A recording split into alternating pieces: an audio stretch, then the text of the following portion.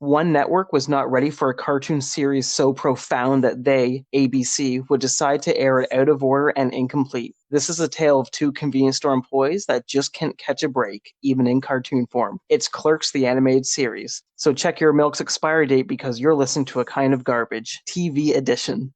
It's a kind of...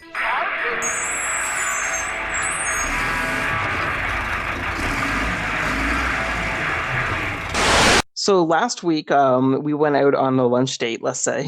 And when we came back to my house, I had the pleasure of letting you watch the first two episodes of Clerk the Animated Series, because you had never seen them before, and this is one of my absolute favorite cartoon shows. It was fun to watch you try to end it early, I guess. How did you feel about the watch that you had? Wow. Yeah, I have a really, I guess, as someone who I don't really watch a lot of Kevin Smith movies or TV shows. So this was like a weird watch because I've always viewed Kevin Smith as having his own little like universe that he writes and creates in where everything kind of takes place in the same little self-contained world. Clerks, the animated series, is like right in the middle of it. And I could not get into it. It was too Kevin Smithy for me. I'm going to quote Cody as we're sitting there watching it. The first episode, Cody was going, Adam, this is awful. And then the second episode, you're like, Adam, this is awful. Yeah, so I did not like it at all. Like I actively disliked it, which kind of sucks because I'm not a huge fan of Kevin's. I like Kevin Smith. I think he's interesting to hear him speak on like movies and TV shows. I think he has an interesting perspective. I enjoy watching interviews of Kevin Smith. I enjoy reading articles that he's written with his viewpoint in like the entertainment industry, but watching some of like his contributions, they absolutely kill me. And this was like the haymaker that just like knocked me out. Like I hated this so much. So for anyone who, I'm assuming most people know who Kevin Smith is, but he's a filmmaker that got his start by making a black and white indie movie called Clerks, which the cartoon is based off of. The cartoon is a love letter for himself, his friends, and then I guess his fans as well, because Kevin Smith has been known as a filmmaker who mainly makes movies after making his original movie to basically put his friends in it, the friends that he's made over time, just to basically have a good time. Almost the Adam Sandler, where let's all go on a vacation. But when you do a Kevin Smith movie, it's like you get that phone call and you look at your spouse, you go, fucking Kevin wants me to be in another movie of his. What's the pay? Probably scale. Oh no. So let's jump into the first episode, because we're going to probably touch back on it multiple times. The first episode of the show is that like like the town's rich person, businessman by the name of Leonardo is opening up an upscale convenience store, and it's done in direct defiance of... Do they ever name the convenience store that they work at? So right here, I can tell you right now, Cody did not pay attention. What, is that not what it was about? Yes, but Dante and Randall work at the Quick Stop. Quick Stop, yeah. And then the supermarket that opens up across the street is called Quicker Stop. Yeah, like that's what I mean, though, is like it's guys working a dead-end job, and it's just like the conversations you have while you're working like a shit job. I get that, but like in the Kevin Smith universe, now working at like a dead-end job, like somehow now you're thrown into a storyline that involves like a local millionaire who is opening up an even better Quick Stop to like take you out of business. And it's like somehow these two losers, like Clerks works when it's two losers stuck behind a counter just having like mundane arguments about shit. It doesn't work when it's like two idiots behind a counter and then all of a sudden a spaceship crashes into them and they get like launched on all these wacky adventures. Which is amazing because the show's only 6 episodes, and Is that one of the episodes? and there's only 6 episodes, and all the episodes were done before they started being aired. So I think it's either the 5th or the 6th episodes where they go to like a San Diego Comic-Con, and everybody in the crowd, which is like 3 people at their Clerks booth, complains that they're like, yeah, I really like the movie, but your cartoon show sucks ass. How come you never just hang out in the store and it's in color? So they made an episode of their fans complaining about their cartoon show before the cartoon show even made air. Yeah, I fully understand it. This is like exactly what I mean by like, I think Kevin Smith has like really locked himself down as like an outside filmmaker and a cult filmmaker, which is great because he's always going to have an interesting take on media. Like if Kevin Smith ever wrote an article or did an interview talking about any movie or any TV show or anything, comic book movies, I would be like, that's really interesting because he has a very unique outsider perspective on it as a filmmaker. But you could not pay me to go see like a Kevin Smith superhero movie. Like I can't. And the fact that like he made his own movie, it's great. Like he made Clerks, which is it just focuses on like the mundane life of these 2 slackers and the people who like they are forced to interact with and like what their lives are. That's great. But then like, it's almost like he didn't make Clerks and then he made a TV show about a movie somebody else made and he missed the point. I'm a big fan of the show. My friend Rob and I would watch this, I feel, every single weekend. And this is a this is a cartoon series that after you watch the 6 episodes, you have to watch it again, but with the audio commentary, because they tell you all of the inside jokes for them and their friends. They explain all the behind the scenes, how they fired a Korean animator from the show because they said his work was lazy. This is real life. They fired him, and then they got a letter from his family saying it was very dishonorable. And then what happened is the animation studio... God. Yeah, the animation studio rehired him on, and he started drawing mistakes into the future episodes that he was on. Oh, like, okay, I know you like Clerks, the TV show. Yes. But would you enjoy Clerks, the animated series as it is? Or would you enjoy it more as if he could have done this entire show, doing it like very guerrilla animation, like South Park, where it's like, how do we animate a show in 3 days? And then the script to the show could have been him inviting his friends, or if his friends want to play characters, they could play characters. And they would just talk about whatever they wanted to talk about. So if they wanted to talk about sports or movies or music or pop culture or politics or anything, they could talk about it. And then the episode would be released before the week is out. And everything they're talking about would be very like cutting edge current events, like kind of like how South Park makes a show. And it's generally like the topic of the show is like a very hot topic at the moment. But instead, he like gets all of his friends. He just comes up with like these goofy adventures for them to go on. And I hate it so much. And I love it even more than you hate it. I want another season. I know that Kevin Smith was just, I think it was last year, talking about how they might take the Clerks 3 script and rework it into either the Clerks animated movie finally or another season on Hulu. And I'm so excited. And I hope they do it. I cannot wish for any more roadblocks to impede that production. Okay, so let's jump into the first episode so we can run through it and you can end this discussion fast as humanly possible. And I am going to I will talk about this. Like, I think it's worth talking about as far as something like this thing doesn't miss the mark. Like Kevin Smith made an animated series based around Clerks, and then he picked up the dart and threw it at the dartboard. And it's not like, oh, it missed the bullseye. He picked up a dart and he threw it in the opposite direction of the room. Like he made the show and people were like, what the fuck are we watching? Like, this isn't like, this is the complete, like, oh, it's so frustrating.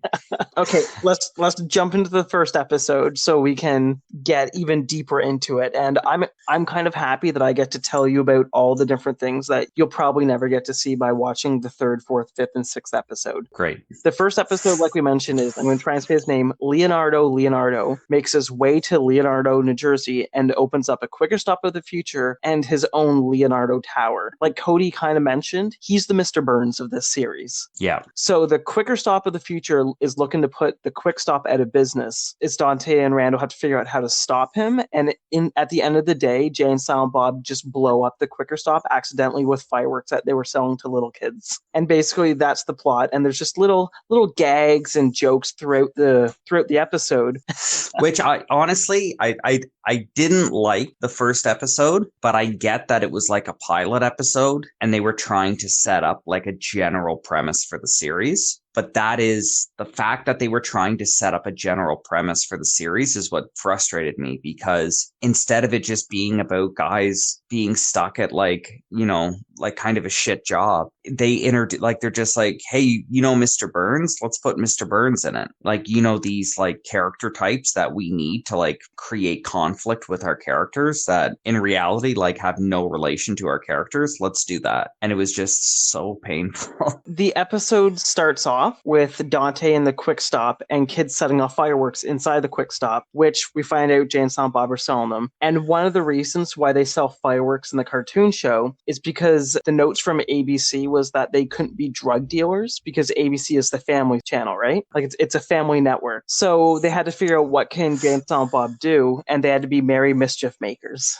Yeah. Randall's first appearance is him being almost 3 hours, I think 3 hours late to work. And Dante tells Randall to earn his keep, which then Randall tells Dante that he can be a real mo sometimes. How about you go open up the video store and earn your keep? Earn your keep. You talk like such a mo sometimes. Which is slur for homo, which I didn't know until listening to the audio commentary where the executives were like, oh, like Mo Howard. And they were like, no, like homo. And one of their notes is that they had to change it for the TV show, but they didn't have any money to re-record any of the lines because ABC gave them a shoestring budget.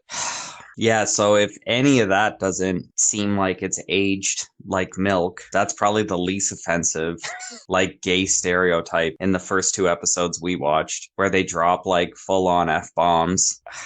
I don't know, man. Like, Jesus Christ. Yeah, we'll get into the joke, like, if you could call them jokes, but, like, yeah, like, that's one of the jokes is, like, Kevin, like, they call somebody a mo, and then it's like, no one fucking knows what that is, man. Like, yeah, like, no one in the world understands, like, your very specific, incredibly, like, dated slurs against gay people. And like, it's incredible. The fact that you put it in a show and then like the network didn't even pick up on it. I like, if I was making a show and I made a joke and then the network was like, oh, we get that, it's like this, and they completely missed the punchline, I probably wouldn't leave it in my show because I would be like, okay, no one like, if they don't get this, the audience might not get it. Because you had to explain it to me. And I was like, I've never heard that in my life. So Leonardo is played by everybody's favorite superhero, the Shadow, Alec Baldwin. Yeah.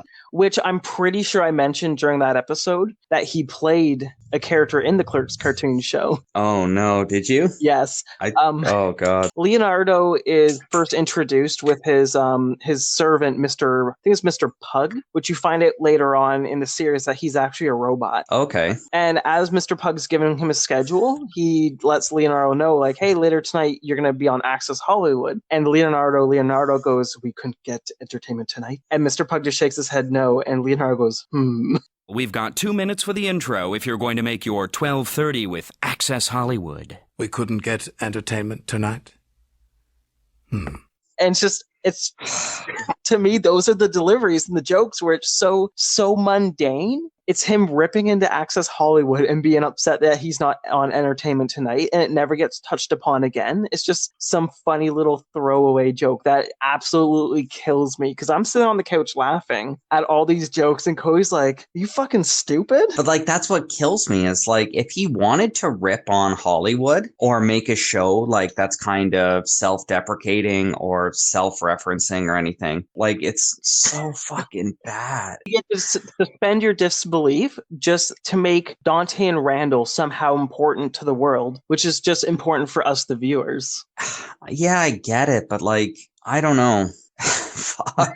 I thought this show would have worked better if it would have picked a lane, if it would have stayed grounded about working in a convenience store in like suburban New Jersey and like the bullshit that entails. Okay, that's a show. Like you could turn that into a show. Or if you want to make the premise that like it's about these two slackers that keep getting into like hijinks that are like it's like Family Guy where like every joke's a non sequitur, like, hey, remember this or remember the time. It's like, I don't think that's a good show, but that's a show. For whatever reason, he just merged both. He's like, I want the show to take place in a convenience store, but then as soon as we leave the convenience store, I want to jump to skyscrapers. I want to jump to like a billionaire's boardroom. And it's like, why? Like, then why even have a convenience store? Just, if you want to make it outlandish, just make it outlandish. Which, speaking of the millionaire's boardroom, that was one of the scenes that you got mad at, is when Leonardo is building his desk that he bought from IKEA. I don't, wow. I'm sitting here laughing just thinking about it because it's so funny to me. So when did this come out? Yeah, it was aired on TV in the year 2000. So 20 years ago. 20 years ago, the joke is that Leonardo buys a desk for his like boardroom from IKEA. And then it's like the most amateur hour stand-up comedy bit of, oh, I bought a desk, but hey, they don't tell you, you got to build it. Oh, look at all these little pieces. I think I lost a wooden dowel. What's this thing called? A Svengaboard? And it's like, yeah, IKEA, I get it. Like... I don't understand these instructions. It didn't look like this in the catalog. The block. Bleached oak, $79. Now, where did I put that dowel? So when Dante and Randall go to actually talk to Leonardo in his office, he asks him, like, what do you think of my desk? I made it myself. And then Randall goes, it looks like it was built by a Riri. Again, yeah, bringing up, and like, I'm assuming that made it to air because whoever went over the show was like, I don't know what a Riri is. And then you had to tell me, did you see my IKEA desk that I built poorly? Get it? It's poorly built because I have to build it? Yes, you're retarded. Oh my god. And the best part is then Dante goes in this building in the shape of an L. Why? In case you forget your initials. And then Leonardo goes, that was uncalled for. Because he's so offended by what Dante says, but he lets the Riri comments by. He goes, haha, yes, it does, doesn't it? What do you think of my desk? I made it myself. And I have all these pieces left. It's great. You think so? Sure. Right, Randall? It's a piece of crap. Very good. Looks like it was built by a Riri. Delicious it does, doesn't it? And this whole stupid building in the shape of an L. Why? In case you forget your initials? That was uncalled for. Man, what is the matter with you? God damn it. Leonardo offers them a job there, college, medical, dental, all this great things. And Randall's like, fuck you, we don't need your college. At the end, they realize they need to destroy the building. So they break into Leonardo's office, which is one of my favorite recurring jokes, is where they throw a grapple hook onto the top of the building. And as they're climbing it sideways like Batman, you realize they're actually just walking normally. And they're like, why are we walking like this? It's just a gag on like the old Adam West Batman show. Instead of climbing up the face of a building, they're just walking holding a rope, and the perspective is tilted 90 degrees to make it look like they're climbing. And then they just they break the fourth wall and they're like, we're not even climbing, are we? We're almost there. Why are we walking like this? Which, okay, that's a joke. I get it. That's a joke. Spoiler alert, that one joke. How many times are we going to see that one joke in 2 episodes, Adam? I would say at least 7. Yeah. And we'll get to why. They get to Leonardo's office. They steal the plans. He's going to turn it into a north of the border Canadian tourist spot, and then a pleasured paradise dome. It's very convoluted. It really doesn't matter. But one of the things you have to take away from it is that Canadians are Neanderthal cavemen who don't know what rain is. Leonardo made his fortune. Like his family got rich basically by conquering Canada. And then What was his great grandfather's name? oh God, what was it? It was Bernardo Leonardo. Bernardo. Okay. That actually, as a joke, that actually stuck. They break into his office, find out what the plan is. And the plan is that he just wants to like take over this little suburban town. As they like go to a town hall meeting to show his like evil plan to the citizens of the town, as they break in, Leonardo is like literally point for point explaining the exact same plan, just from the perspective of, I don't think it's bad. And then the town's just like, yeah, sounds great. Like that was actually a funny joke. Like that had like a good callback to it of them like making fun of the whole movie trope of we'll find out like the bad guy's secret plan and then show it to the whole town. And then the whole town is just like, yeah, we're cool with it. That was funny. That worked. Which is funny to me because that's one of my most hated scenes because it's probably like a 5-minute segment, but I hate it because it just takes time away from the jokes that I love. Like when they go back to the convenience store and they're watching UPN and they're watching Pfeiffer, which won a Humanitas award. And Cody, what's the Humanitas award?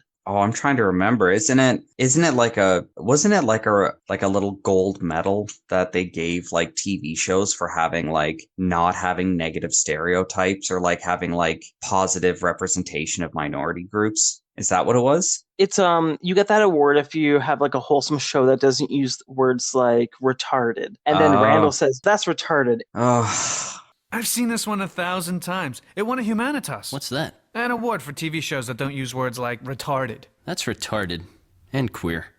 So at the end of this episode, they just steal the plot of this live action TV show to trick Leonardo into getting married to Randall. But then they forget that they need to blow up the Quicker Stop. And Jay and Silent Bob eventually blow it up. And they ask them, how did you know what the plan was? And they say, what plan? Which kicks into the first safety tips with Jay and Silent Bob with special guest star Charles Barkley, who gets thrown away. They tell him, get out of here. Yeah, so you were telling me that, like, for whatever reason, like, ABC got them some sort of deal with Charles Barkley that, like, Charles Barkley would record a few lines of dialogue for the show. So, like, they'll say, like, in these little PSAs after the episode, Charles Barkley will just come in and be like, right, gang? And then they're like, get the hell out of here, Charles Barkley. And then that was, like, his only line of dialogue. So there's a later episode where at the beginning they're reading fan mail. I think this is the third or fourth episode, and all the letters are, how come there's no women characters on your show? Are you afraid of women? How come there's no female role models? And then it's just them dismissing them, being like, very pretty handwriting, as they crumple up and throw away.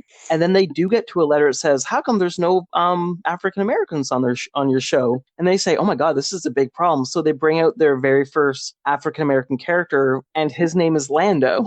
And so they tell you, look for Lando to make special appearances in the show. In that episode, they're walking down the street talking about something, Randall and Dante, and there's Lando, and there's like, hey, Lando, and they go, hey, guys, and he just walks by, and that's the scene for that episode. I hate it so much, man. Like...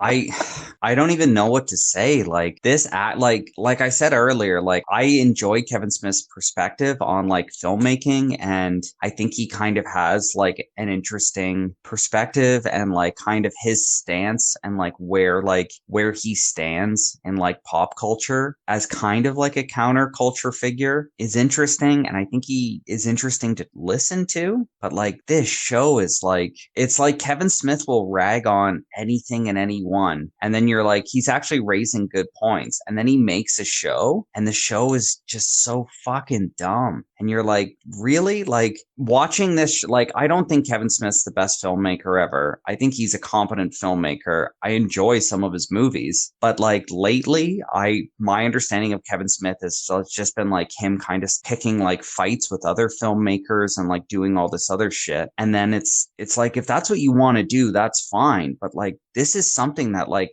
has your name on it. Like how can you justify like critiquing anyone's work as like a filmmaker or an actor or an artist? And it's like, by the way, I'm the guy who made Clerks, the animated series, you know, with Mo and Riri.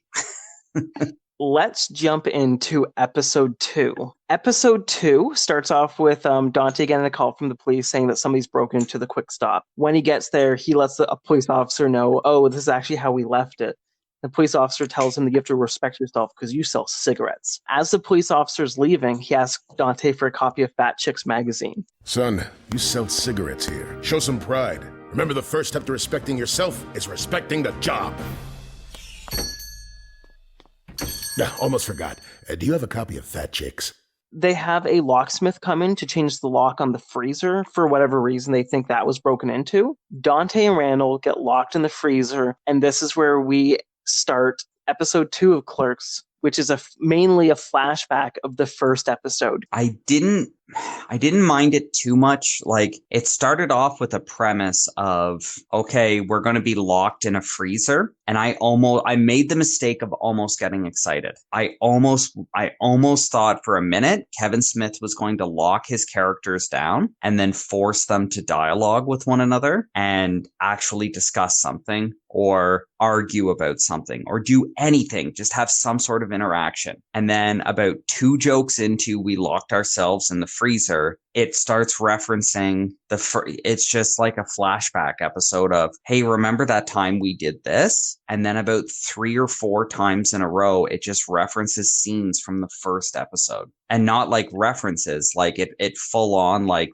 flashbacks to them. Which I think is one of the reasons why I don't think the first or second episodes were aired. Okay. Because the series wasn't aired in order on TV. I want to say the 5th episode was the first one shown, and the 3rd one was the second one shown. So it was out of order, and they didn't even do these episodes in order. So I don't think people got to see these 2 episodes on TV until they hit DVD and VHS. Okay. My retort to that would be, I know there's a lot of shows that have come out where people are like, I enjoy the people who made the show. I don't enjoy the fact that whatever distributor or whatever like production company or whatever had the final rights to it, they just dumped it onto like a weird ass time slot, or they released the episodes out of order, or they didn't support the show. I feel like with this show, it does not matter what order the episodes came in. Like, it does, like, I don't think, well, who was it, ABC? Yep. I don't think ABC airing these episodes in like some form of continuity with like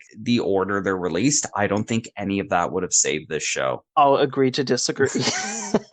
Let's jump into this episode. You fucking hate it, and I love every second of it. Once Randall and Dante get locked in the freezer, as you said, they reference the first episode a bit, and then Jay and Silent Bob jump into the freezer, and they're like, don't let the door lock, and then it relocks, so it's all 4 of them stuck in there. Mm-hmm. This is where Jay was just like, I think it was Jay asked, how'd you guys get stuck in here? And then they start doing flashbacks of this episode of them getting stuck inside the freezer. Yeah. And I remember the moment that you realized that this was the flashback episode, which is a classic trope for TV series where you have an episode where they remember all the different things have happened to them over time. But it's the second episode and you're like, no, because you didn't enjoy the first episode so much. I think it's really smart. Obviously, it's an amazing idea. People might not enjoy the substance of it because it's Kevin Smith and Clerks. Have you looked to see who wrote this episode? No. Episode 2 was written by legendary DC Comics writer and producer Paul Dini, who also worked on other TV shows such as Fat Albert and the Cosbys, The Gary Coleman Show, Gilligan's Planet, which is an animated spin-off of Gilligan's Island, Mr. T, which is the Mr. T animated TV show, Pound Puppies, Lost, and what he is most famous for, Batman the Animated Series. I feel like doing your second episode of flashback is like, it's brilliant. It's so stupid. It's funny. If you didn't like, instead of actually flashing back to the first episode, which they do for half of the jokes, if instead and they did it with some of the jokes, you have the characters like flashback to certain things and then the other character go like, wait a minute, that's not how that happened. Literally cutting to a flashback of episode 1 when you're on episode 2 and then not referencing like, oh, by the way, like, you know, wink, wink, the show hasn't been out for that long. It's like, just fucking dumb. halfway through this episode is where they actually get freed from the freezer because Silent Bob had a crowbar with him. What happens next is they're going over to RST Video, and a lady starts giving them shit because she left her baby home alone for like 12 hours. They go inside RST, and Randall tells the lady and everyone else in line, sorry, we're closed. They close the door, lock it, and the key breaks. And that's where they're banging on the door. And it's one of my favorite lines where Randall goes, somebody help lady with the dead baby. It's 3 a.m. My baby has been home alone since this morning. Where have you been? Sorry, ma'am. We close at 9. But Uh-oh. The key broke in the lock. We're trapped? Again? Hello? Anyone? Lady with the dead baby. That's like a solid foundation for like building a joke, like doing a callback. Like as soon as he walks in, a woman is like, I've been waiting here for 3 hours. I left my baby at home. And then the next time he sees her, he's like, that lady's baby's dead. Like she's been here all day. Like I get that. And like there was another joke that I liked where, yeah, they escape the freezer, get to the video store, accidentally break the air conditioner, and then just turn and lock themselves in, and then just turn the video store into another freezer. Man, it's hot in here. Turn on the AC. Ooh, it's like a freezer in here. Like that's a joke. Like that's an actual fucking joke. It's shocking when there's like an actual crafted joke in the middle of this show where like it's almost like for me there was like 7 or 8 minute long stretches that were anti-joke. While they're in the video store, another joke that I really liked is they're talking about, hey, do you want to watch a movie? And then they pull down Flintstones list, which is Steven Spielberg, they said, made this movie. Well, Steven Spielberg made a movie about the Holocaust called Schindler's List. Mm-hmm. So then the joke is Steven Spielberg directed the Flintstones movie, and then it just cuts to like clip of the Flintstones being marched into a concentration camp bound train, and then the train moves like a Flintstone vehicle where like their feet have to pedal to get the train to go.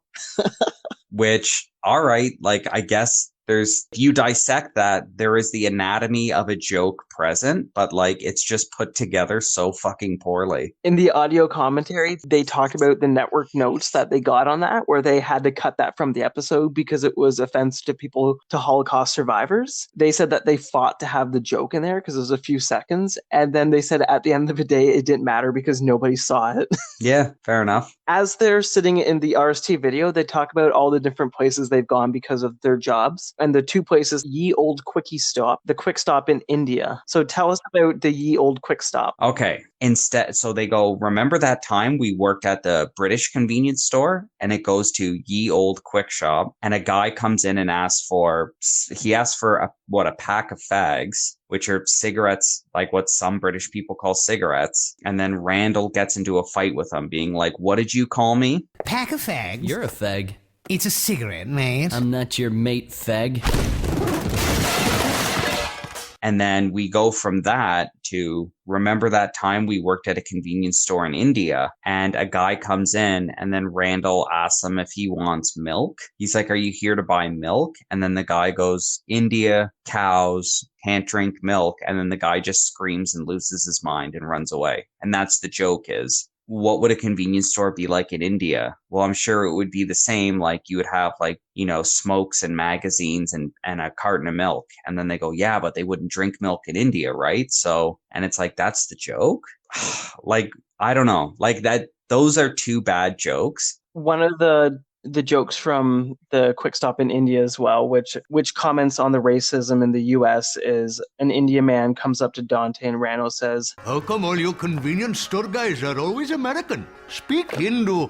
It's making fun of the fact of like in America, I don't even know if it still is. I guess it's still a joke that like convenience store owners or the sales clerk at convenience stores are like normally Indians. Okay, I get that. Fair enough. And then they were like, well, what if they were white guys working at an Indian store? And then just an Indian guy said like, why is it always you white guys? which leads into, I think, the last three jokes that kind of tie in. They talk about one of the worst places that they've ever been, and they walk out of this room and they like shiver and they're like, let's never go in there. And then as they walk away, you see above the door it says burn ward. And then they walk into an open door and then it closes and it says other burn ward. Originally, the other door was supposed to say pediatric burn ward, but they weren't allowed to do it because they didn't want the writers to be making fun of children who had been in horrific accidents that are in a burn ward. The burn ward jokes, the calling someone Mo, calling someone Riri,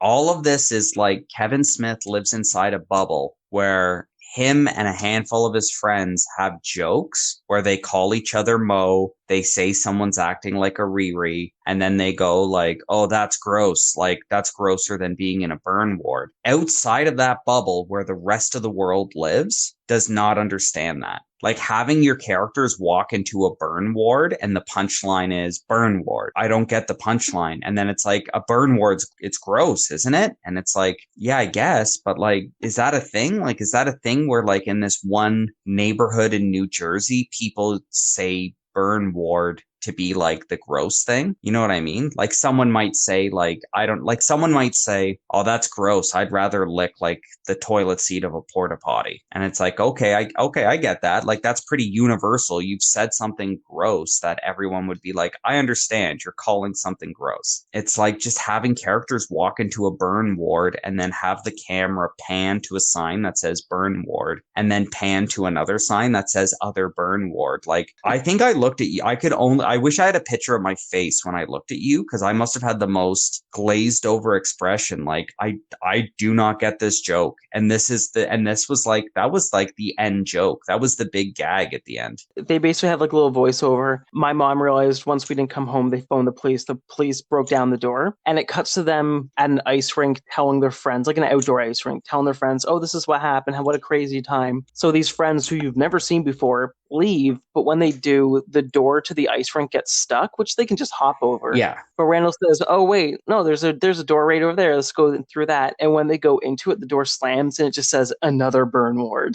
And at the very end of this episode, it wraps up with all those people that you just met, plus Jay and Silent Bob, and it parodies the ending of Stand By Me, which I've seen that movie years ago, but I wouldn't have been able to tell you that's what it was parodying just because it's not a movie that I keep in my mind. Yeah, it parodies the fact that like they're all walking home and then it's like just references like losing track of your friends and like how come I never had this, like how come my friendships weren't as good as the ones I had when I was like 12.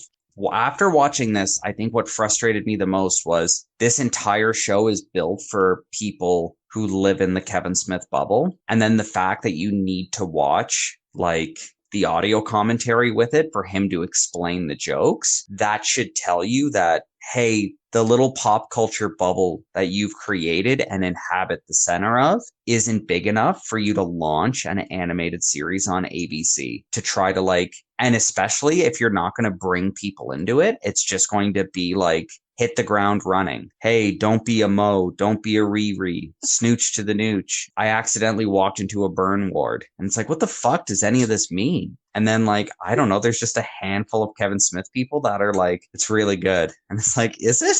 Would you recommend this to anyone? No. I would not recommend this to anyone. I would recommend it to Kevin Smith fans. I wouldn't. I think if anyone I think if you actively enjoyed Clerks, you should be very frustrated with this show and how it was handled because it's like the anti-Clerks. And I think for someone like me who enjoys Kevin Smith as a filmmaker more than Kevin Smith films, it just frustrated me because it's like, it's so fucking bad, man. Like I said, I will recommend this. This is a childhood, a teenage favorite of mine. I've seen this, I don't know how many times. With that said, this is the very first television show that we're talking about, which means it automatically gets number one on both of our spots, whether you like it or not. I refuse to list. It's going to be up there. But here's the next question. Shoot. what will be the next television show that we will talk about? Because that falls in your court. A television show I always enjoyed was, I don't know why. I think I had a job at the time where I was working shifts where I ended up getting home at a certain time, and I would basically sit in front of the TV and like eat whatever shitty microwave dinner I was eating. I would eat and watch TV like on my couch because I was living in like an apartment by myself or something. And there was an NBC show called, fuck, now I don't even know what it's called. It was an NBC show. It was only one season. It had like a ton of famous people in it. It had like a really high,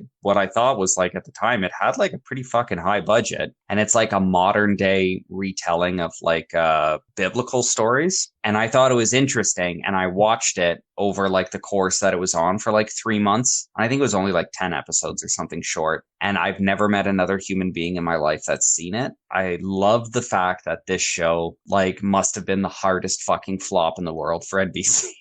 Well, I want to thank everyone for listening to this episode. It was more fun than I could ever have imagined, watching Cody just be super annoyed watching this while I sat there fucking having a great time because I love the show so much. And to me, I want Cody to like it. At the end, you didn't, and I could care less. With that said, I want to thank everyone for listening. I hope you had fun with myself, Cody. Yeah, thanks for listening. As always, you can find us online through our social media accounts on Twitter and Instagram, both at A Kind of Garbage. You can also email us at akindofgarbage@gmail.com with any questions or comments you may have. Be sure to check us out at akindofgarbage.com, where you can find links to our Twitter, Instagram, and YouTube pages, as well as our Patreon page at patreon.com/akindofgarbage, where you can get access to our private Discord channel and Patreon exclusive podcasts. Thank you again for joining us, and be sure to tune in next time.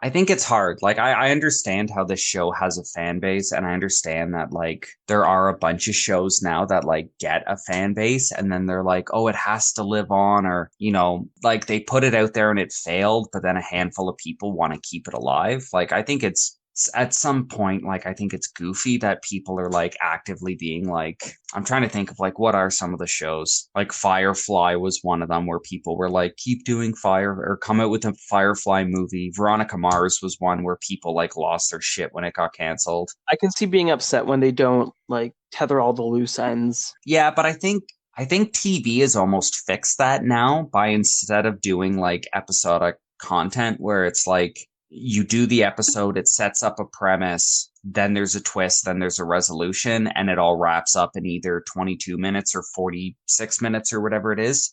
I think that people now are more enjoying the fact that TV shows are being greenlit, where like the seasons are self-contained stories. So you're watching things like True Detective or Fargo or any of this other stuff that comes out, where you're watching the show and the first episode will set it up, and then the second, third, fourth, fifth episode or whatever will go into building the world and developing the story and the characters and all this stuff. And then at the end, it ties it all together, and you don't have to worry about, oh, by the way, like no one saw the show, so we're canceled, and no one's ever going to figure out who the murderer was, or no one's ever going to figure out like, you know, where that person disappeared to. I think it kind of fixes that, even though it does have its own issues where like it kind of forces people to create things in a vacuum, where like you do a whole season and then by the time you release it, you don't really have time to see how the fans of the show interact with it, and if you want to change it based upon how fans interact with it.